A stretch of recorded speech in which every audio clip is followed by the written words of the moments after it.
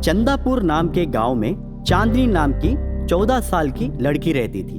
नदी के तट पर पीपल के पेड़ के पास उसका घर था।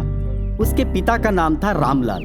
उसकी सगी माँ का देहांत बचपन में ही हो गया। सौतेली माँ सावित्री बहुत ही झगड़ालू और सन की किस्म की औरत थी। वो अपनी सौतेली बेटी चांदनी पर बहुत जुर्म उठाती थी। एक दिन चांदनी बुखार से तप रही थी। वो बिस्तर पर लेटी पड़ी थी। तब सावित्री आके उसे लात मारते हुए, ओए महारानी, अभी तक उठी नहीं? घर का सारा काम पड़ा है, कौन करेगा? तेरी मरी हुई माँ आकर करेगी, चल उठ। कहकर उसे लात मारते हुए उठाई और उससे घर का सारा काम करवाई। सावित्री का चांदनी के ऊपर अत्याचार दिन ब दिन बढ़ने लगा। चांदनी अकेले एक कोने में बैठकर रोने लगती थी, पर किसी से कुछ जिक्र नहीं करती थी। सावित्री का एक लौता बेटा मोहन, जो 5 साल का था, वो भी चांदनी को मारता था। एक दिन मोहन उसकी माँ के पास आकर, माँ, मुझे दीदी ने बहुत मारा है। मैंने कुछ भी नहीं किया, वो जानबूझकर मुझे मारती लेती है, कहकर वो झूठ मूठ से रोने लगा। तब सावित्री झाड़ू से चांदनी को बहुत मारा। तब जाकर चांदनी ने अपने पिता रामलाल को माँ की शिकायत की। तब रामलाल, बेटी, तुम अब बड़ी बनती जा रही हो। तुम्हें अपनी माँ की बात सुनना जरूरी है।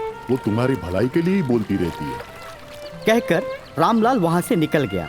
पिता की ऐसी रवैया देखकर चांदनी को बहुत दुख हुआ और वो रोने लगी। वो बेबस होकर घर के पास रहा नदी में कूदकर अपनी जान दे दी। मरने के बाद घर के पास रहा पीपल के पेड़ के ऊपर ही बैठी रही और वहीं से वो अपने घर वालों की देखभाल करती रही। बेटी खोने के वजह से रामलाल को तो दुख हुआ, पर मोहन और सावित्री के अंदर पश्चाताप का कोई भी भाव नहीं था।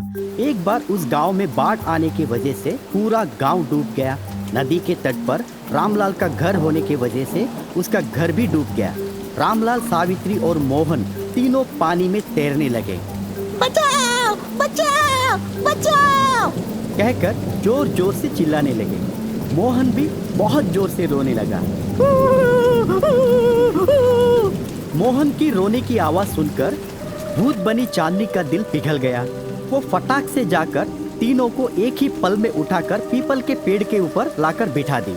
पिता रामलाल भूत बनी अपनी बेटी को देखकर रोने लगा।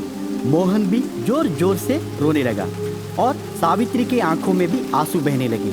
सावित्री आंखों में आंसू लिए, बेटी, मैंने तुम पर बहुत जुर्म उठाया और तुमने ही तीनों को बचाया। मैं माफी मांगने की लायक भी नहीं हूँ, फिर भी हो सके तो मुझे माफ कर देना बेटी। तुम्हारी ऐसी हालत का जिम्मेदार मैं ही हूँ, कहकर सावित्री रोने लगी। तब चांदनी, माँ, मुझे आप पर कभी गुस्सा नहीं था, बस दुख इस बात की थी कि आप मुझे बेटी कभी नहीं समझते थे। माँ, मैं आज भी आप लोगों के साथ जीना चाहती हूँ। क्या मैं आप लोगों के साथ रह सकती हूँ? सावित्री ने रोते हुए हाँ बोली। चांदनी वापस अपने घर लौट गई और वो भूत बनकर ही उस घर में बेटी जैसी रहने लगी। पोलैया और उसका दोस्त एक पड़ोसी गांव से चिनगंगा पाडू आए थे। पोलैया उस गांव की एक भूतनी को कुछ चीजें और उपहार दे रहा था और कुछ यूं कह रहा था, पल्लवी लो, ये सब तुम्हारे लिए है। सिर्फ और सिर्फ तुम्हारी वजह से आज मेरी बेटी की शादी हो गई, नहीं तो वो हमेशा के लिए घर पर ही बैठी रहती। उसने भूतनी का तहे दिल से शुक्रिया अदा किया।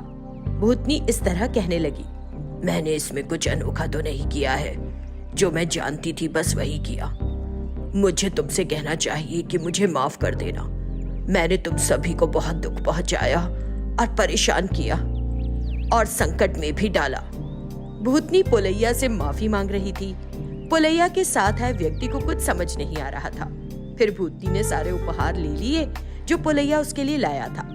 वापस लौटते हुए पोलैया के साथ आया व्यक्ति, अरे पोलैया, तुम भूत को धन्यवाद क्यों दे रहे थे? और वो भूतनी तुमसे माफी मांग रही थी।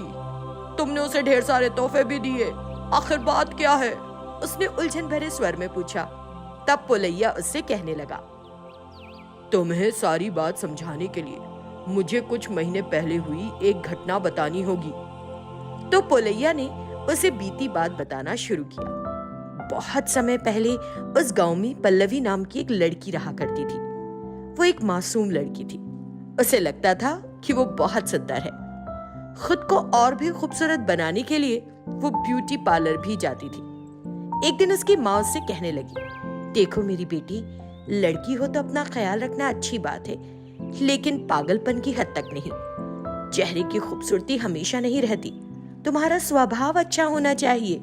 वो हमेशा पल्लवी को इस तरह समझाया करती थी, लेकिन पल्लवी की सोच में कोई बदलाव नहीं आ रहा था। एक दिन अचानक एक लड़के ने पल्लवी के चेहरे पर तेजाब डाल दिया, क्योंकि उसने उसके प्यार के प्रस्ताव को हाँ नहीं किया। उन हालात में वो एक भूतनी बन गई और उस लड़के से बदला लेने के लिए उस गांव में घूमने लगी और पूरे गांव को तबाह करने लगी। तब देखो बेटी पल्लवी, सिर्फ एक दुष्ट लड़के की वजह से पूरे गांव को परेशान करना क्या तुम्हें लगता है कि सही है? अगर तुम हमें बताओ कि वो लड़का कौन है तो।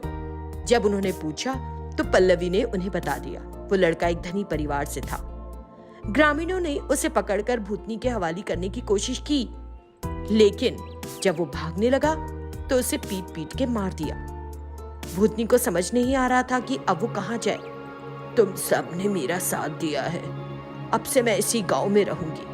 मैं मेकअप करना जानती हूँ। इस गांव की लड़कियों और महिलाओं को और भी सुंदर बनाऊंगी।